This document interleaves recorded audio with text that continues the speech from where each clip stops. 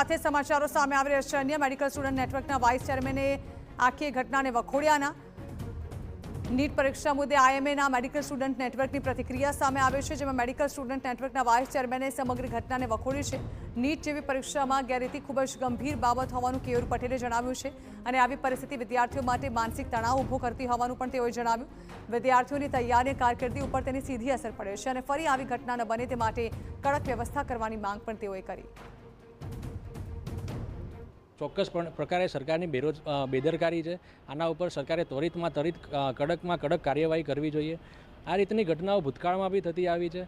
ભારતના ભવિષ્ય સાથે જે છેડખાની થઈ રહી છે એના અગેન્સ્ટમાં સરકારે કડકમાં કડક કાર્યવાહી કરવી જોઈએ। એક ચોક્કસ પ્રકારના નોર્મ્સ બનાવવા જોઈએ, કાયદા હોવા જોઈએ કે જે આ રીતની પરીક્ષામાં કોઈ છેડખાની ના થાય।